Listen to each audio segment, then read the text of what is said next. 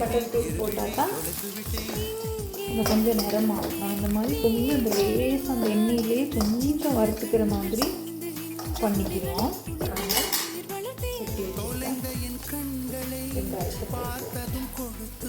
தக்காளியையும் போட்டு